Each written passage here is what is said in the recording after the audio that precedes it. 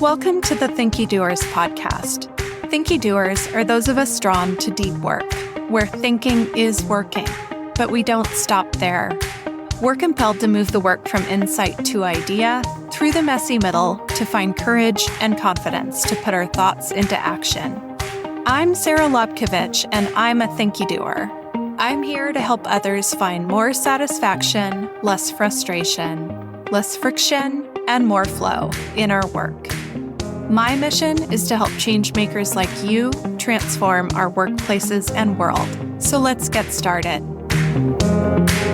Hello all, I am so excited for today's episode. This is part one of a two-part series that's actually almost a year in the making. Every so often, I get an email from one of the over 100 specialty platforms in the OKR space wanting to meet about potential partnership, and I'm really boundaried about that. My focus is on methodology adoption, so I do keep tabs on the platform space because clients ultimately often graduate from working with me to adopting a platform. But my communication with platforms is typically just one meeting to hear about their focus and approach and who their solution works best for. I file the information away in our knowledge base, and then that's it. But last November, I got a message from Narita, the Partnership Development Manager at Tability. I took the Get to Know You meeting, and Sten, Tability's CEO, crashed our party. I learned a bit on that call about Tability, about where the product came from, and they learned a little bit more about my approach, and we've just kept lightly in touch ever since. But then a few weeks ago, Narita and Sten orbited back around for a catch-up conversation, during which Sten point blank asked me if he could interview me here on Thinkydoers. So how could I say no to that? So today is part one of that conversation with Sten hosting. And then in our next episode, I turn the tables to ask Sten some questions about his Thinkydoer career, which took him from development into product management and now into the CEO and founder role. I fundamentally believe that every person listening to this podcast is a potential future CEO. That's just how I approach everyone I work with. So I am really delighted to be able to share these conversations as inspiration for anyone out there who thinks maybe someday with a side of, but there's no way I can, about stepping into the CEO role. So here's a little nudge in this two-part series that if I can do it and Sten can do it, then maybe you can too. So let's get started on part one and then come back next week for part two of this series. Today is a treat. I have Sten Pittet here with me. Sten is with Tability, which is an OKR platform I became acquainted with last year. It was kind of a funny, mutual fandom situation. So Sten and I and his team have been in touch for a while just about some of the ways that our approaches and thoughts on OKRs are in nice alignment. So we got together a couple weeks ago and we were having one of our catch-up chats. And Sten asked if he could come on and interview me on my own podcast. So that's what we're going to do today. I couldn't say no. So this is going to be a two-part series. We're going to start with Sten interviewing me on my own podcast, and then we'll switch gears at our recording halfway point, and then I get to ask Sten questions for a little while. So Sten, I just want to welcome you and say thank you for doing this with me. No, thank you. So before we get too far into it, can you just introduce yourself and tell me a little bit about the work that you do? Yeah, so I'm Sten. The accent is French, but I live in Australia, so it starts to be a bit complicated here. And so what we're doing, it's hard for me to say that we're trying to just build an OKR platform because I think we'll get into that conversation.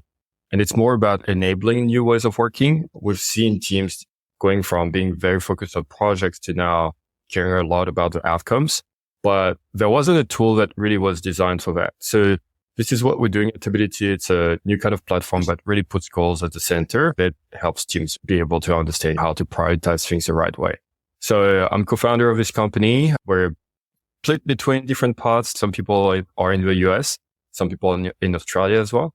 It's one of the listeners will know I don't often kind of weigh in on platforms because I'm really focused on the methodology adoption. And so, we are going to talk about Tability a little bit, but more in the context kind of your career in our second episode.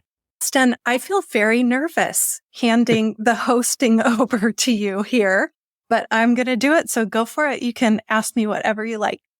Yeah. Well, I find it funny as well because my assumption is that people hear you doing introduction about a lot of people, right? And people like telling you who they are.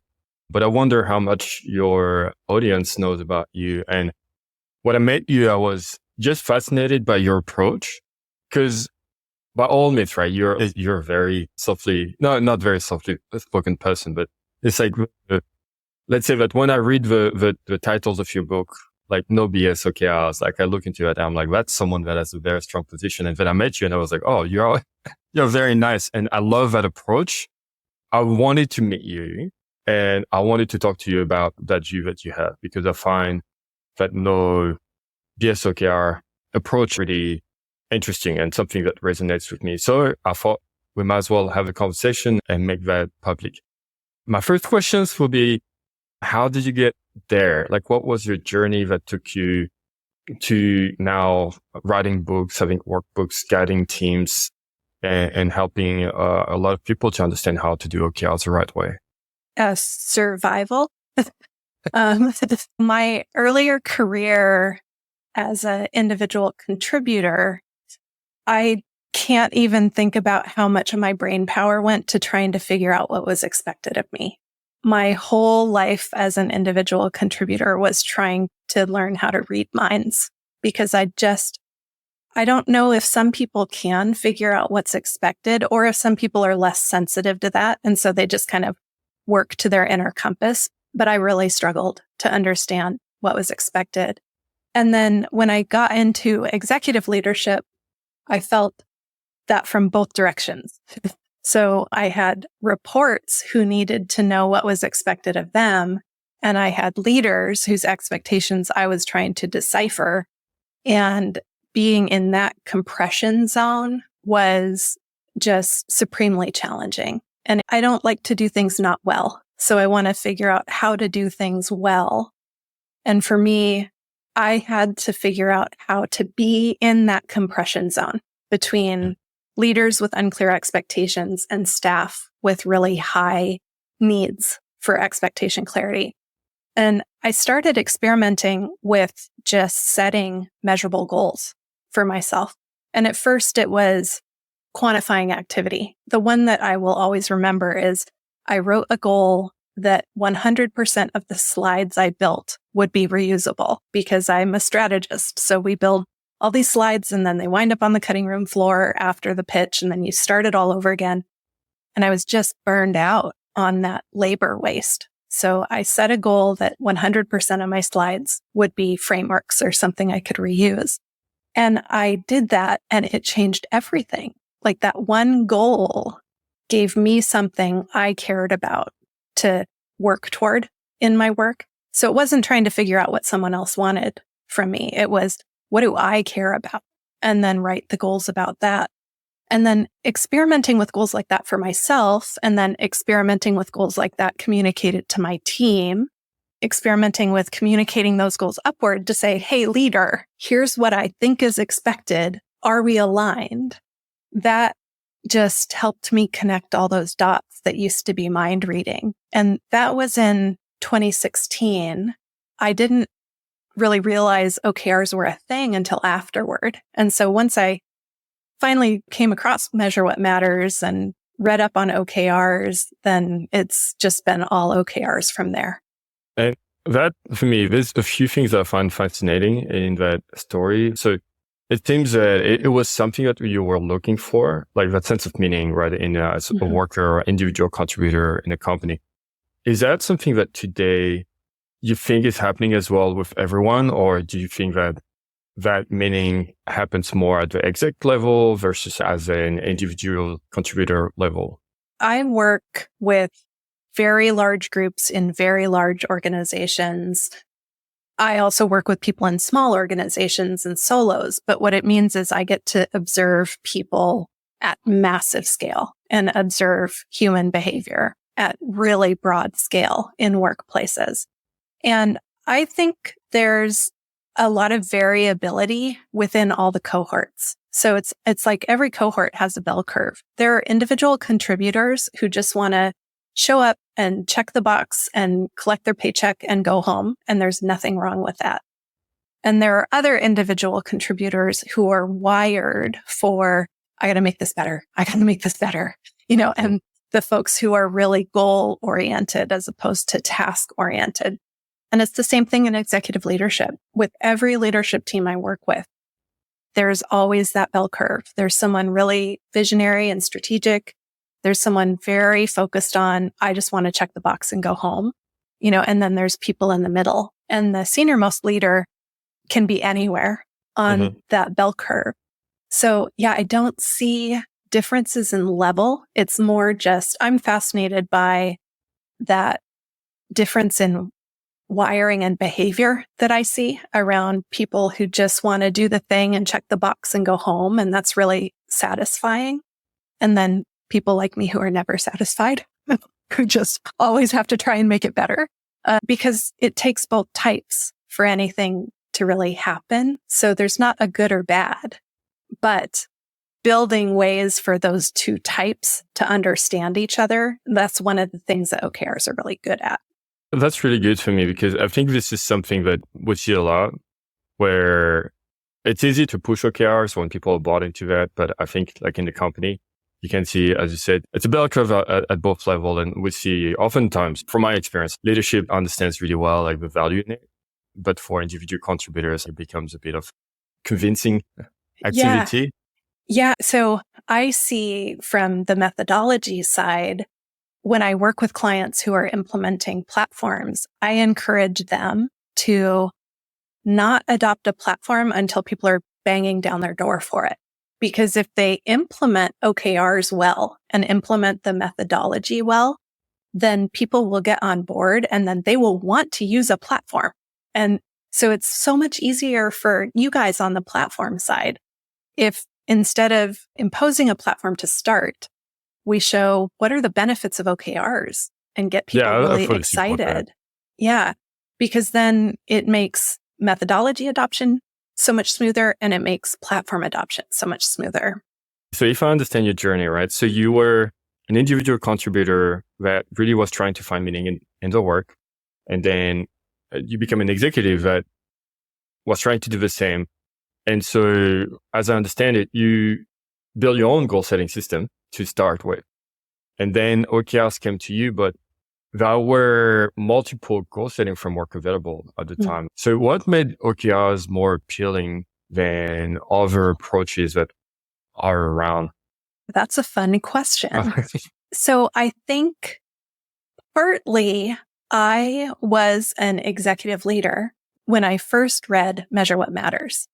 So like most executive leaders, I read Measure What Matters and I got very excited about OKRs. And then I sat down to try to work with them and was like, oh my gosh, what do we do? By then, I was working in an environment where I'd kind of become known as the goal person. And so in the consulting company that I went to, the minute I left my last agency to go consulting side, I had demand for OKRs. So there were clients who were working with OKRs and baffled by how to do it. So it was kind of market driven. It was definitely a practice shortcut for me to discover or to have someone hand me a copy of Measure What Matters. And then I think even then I saw the potential of what I thought we could do with OKRs, even if Measure What Matters didn't answer all the questions about how. So I started working with clients and honestly learning and figuring it out, this is weird because I'm not a wing it person. I'm a learn it, do your homework, do it well. But there was just something in me in those early 6 or 9 months where I was like, well, if I'm going to learn this, it's not like there's a guidebook. It's not like there's a manual that tells me how to do it right. So I'm going to have to wing it. And so I did that in the early days and then got enough real life. Like, we get to see it every day. Like we get to see people adopting every day. And so watching what was hard, watching what was beneficial, watching where the skepticism or the resistance was, all of that observation informed the way that I work with OKRs now. But so, and could you talk a little bit more about that? Because in its essence, right, OKRs, it's objectives, key results. There's only two things. It should be simple. If I think about what it took when I was at that lesson before, right? So I think we'll talk about that. But when Scrum was introduced, the amount of things you had to learn and the story points and the things and the roles, like OKRs, like you read the book and it's like, you need to have objectives, clear objectives, measurable key results. Why is it so hard? I think what's different and that's a perfect example to look at Agile and Scrum and to look at OKRs and say, why is this so different? But I think what's different is Agile and Scrum solves our problems. Like Agile and Scrum is something that we have to learn as workers for sure. But Agile and Scrum solves for pain points among the people doing the work within the organization, where OKRs are often brought in by leadership because they want more performance out of their teams. So OKRs sometimes get brought in by the people just like Agile, just like Scrum.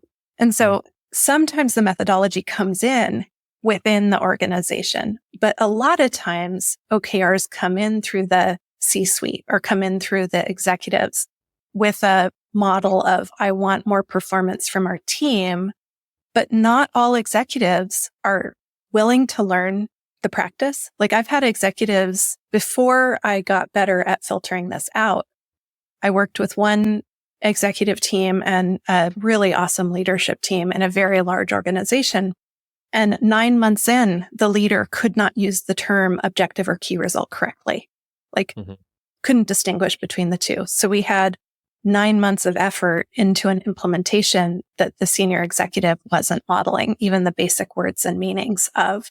So I think OKRs, sometimes leaders don't take into account the importance of walking the talk and modeling the vulnerability and the risk taking and the transparency and the courage of creating OKRs.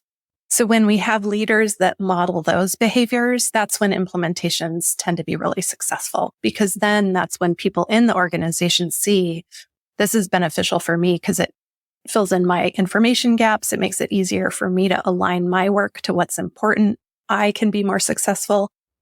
And so I'm hard on leaders, but I also have a lot of empathy for leaders. I know how hard the role is.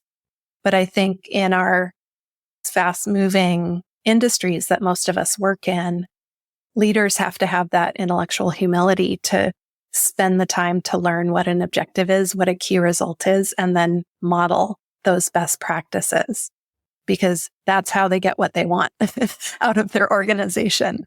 But so to make sure I understood that, right? One of the issues, like OKRs push from the top, but then the 10 people that are pushing it tend to be really busy and not necessarily finding the time to invest in learning how that framework works.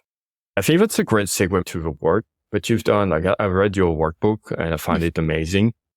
Personally, I think that another thing that is missing was, when I read Measure What Matters, it's a very inspirational book and it's full of great stories. But that's a perfect book that you need. If you need to understand what's the value in it and you need to convince someone, you give him back, right? Yep. And generally speaking, like everyone comes out of it speaking like my organization needs that. It's amazing. Yep. But then I feel like what is missing compared to something like Scrum is like, there's no rules. You come and you're like, okay, let's do it. And then you're like, okay, how do I start? And what are the rules and how do I do this compared to other frameworks that are very regimented? So when I read your book, I was actually excited to have exercises. But so talk a little bit about that. It's like, how did you come up with the need for you to say, hey, I've got all these things, all these thoughts. I'm going to put it together. And I'm sure that, there's like many steps before you write a book. So how do you go from, okay, now you're a consultant, you've been working with companies to getting that amount of knowledge and then putting that knowledge together in something that other people can use? I can't remember when I started thinking and building in frameworks. Like it was in my creative agency days. I remember building some frameworks there, but I didn't start thinking of OKRs as a framework that needed building until I took some training in OKRs, and it was a course where there were experts that talked at the room for chunks of time. And then we broke up and did hypothetical role plays to practice skills with OKRs. And hypothetical role plays are my kryptonite because it's hard enough for me to practice something that's new without imagining a scenario. So as an instructor and a learner, those hypothetical role plays are really hard for me. And I was really dedicated to learning OKRs, but I found that learning experience just so baffling. Like it was very discouraging for me, even though I'd been working with OKRs for a couple of years at that point. And so at the end of that class, I sat down and I got out a piece of paper and I made my own one sheet, like my own cheat sheet of what I learned there. And building my own cheat sheet became like the core of my approach. And then what people needed in addition to that cheat sheet became the next layer of information and the next layer of information. And so the workbook that you mentioned it's hard to say it's a short, sweet OKRs workbook because it's still 50 pages. But I had a hard time making the decision about where to stop. I wanted it to be a simple, useful way for anyone, even if they've never heard of an OKR before, to sit down and have support and scaffolding to walk through the steps of OKR creation for the first time. And that step by step, feeling confident and excited about the goals that they created and knowing this is a learning process. So it's not about writing right or perfect OKRs. It's about running a sequence of experiments and how to get better. And so that's really how the books happened. It was the same thing you mentioned. I got to the end of Measure What Matters and I was like, okay, great. How do I do this? And I saw the Google playbook. I saw some other references that were out there, but none of them gave me that step-by-step sequence, which is how I learn. And it's not how everyone learns. Lots of people can just wing it and figure it out. But I have found there's something about people drawn to OKRs, I think because they fill a heuristic gap for some of us. Those step-by-step approaches and the worksheets are really helpful because those fill the heuristics gaps of creating OKRs. So it's been really exciting. I love that workbook. I get really strong positive feedback about it. Right now it's available in PDF and I'm excited to get it into print just because then it's one more way that folks who don't want to do this on digital screens can actually have a physical book that they can write in. My goal is that these resources help people who are struggling with OKRs right now. But my goal is also that people who've never heard of OKRs find the books that I write and the work that I do helpful in learning how to set goals that help them have more successful careers. Yeah, I'm going to jump in and say to your audience, I know this is weird, but I want to promote your own workbook and your thing because a lot of books are really helpful, but like a workbook this is great because I think the thing is you need some help to take your mind out of the projects and start thinking in terms of outcomes. And that's really hard when all we do day in, day out is just like, activities. It's outputs. And so that's the thing is like, I would really say to everyone, just get the PDF, work with that. That's a great way to have a forcing function to make you think like, okay, what are the goals here? I love the No-BS OKR title because the implication of it is that people might be doing the opposite. That's a strong title, right? That's one thing that I loved about when we met the first time. Is like, I feel like you have really strong views on some of the things we do right and wrong. Talk about the no-BS part of it.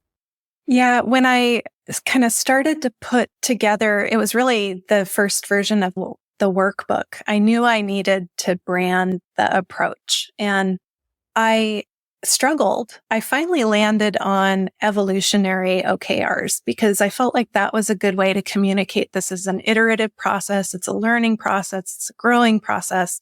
The first version of the book was written with that name. And in parallel, I created a course. And when I made the course like placeholder, it was a really fast development. So it wasn't a like protracted product development. It was like a couple weeks sprint. I decided I wanted to get a course pulled together with the basics. And my rough draft wireframe was, this is just a no BS thing. Like this is going to be a no BS course.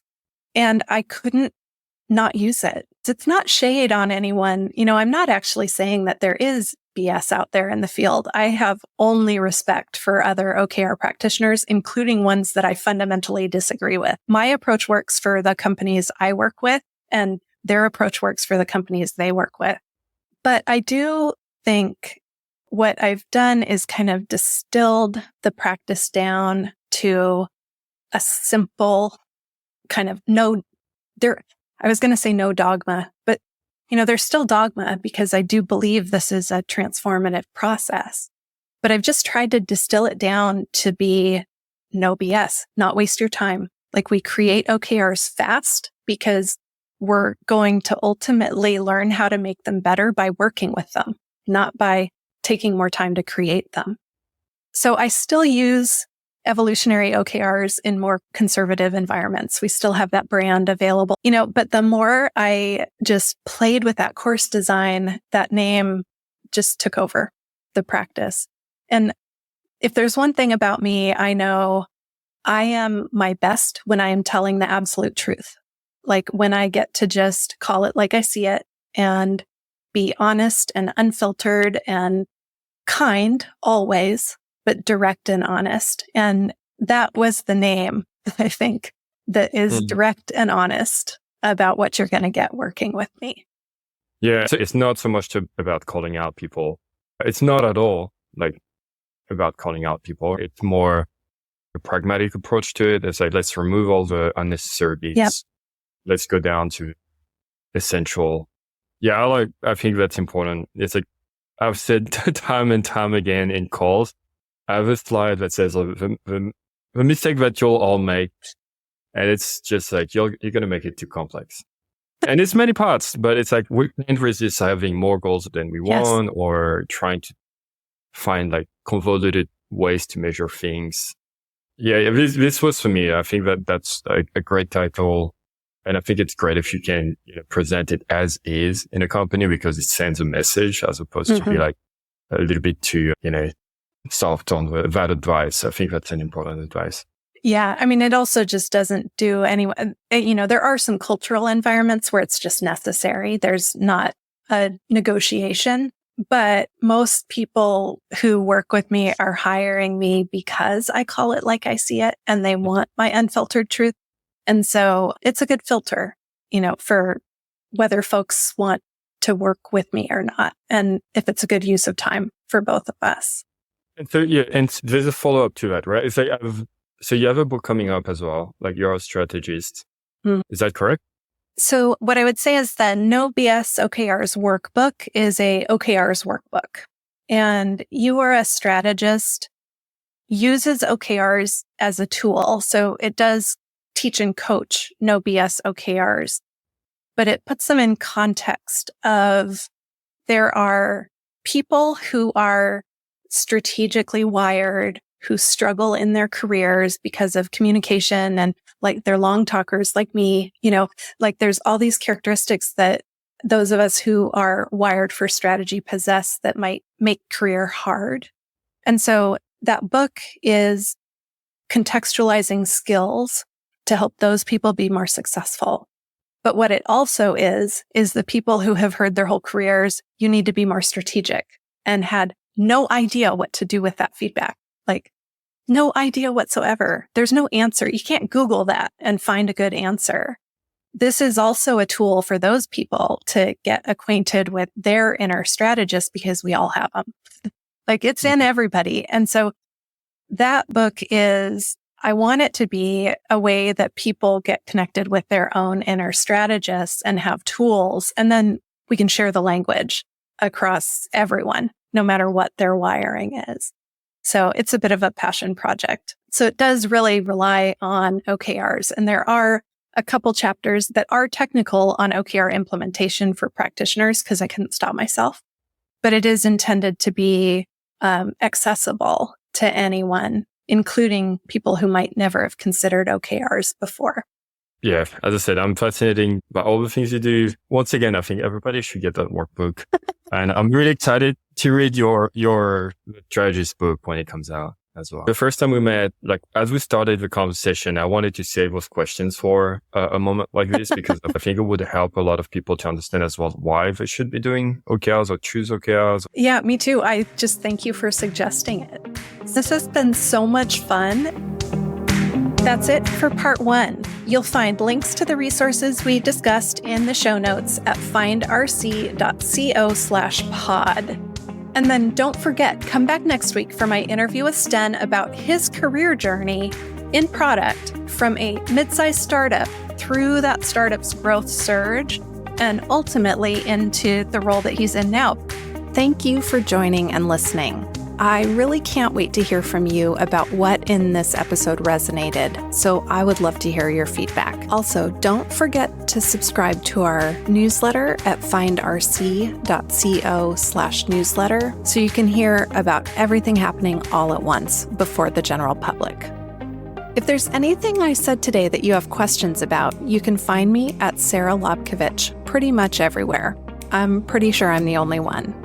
You're always invited to contact me by email. The easiest one to spell is Sara, S-A-R-A, @thinkydoers.com. If you have other Thinkydoers in your work world, please pass this episode along. We really appreciate your referrals, your mentions, your shares, and your reviews. Thank you for tuning in today, and I look forward to hearing the questions this prompts for you.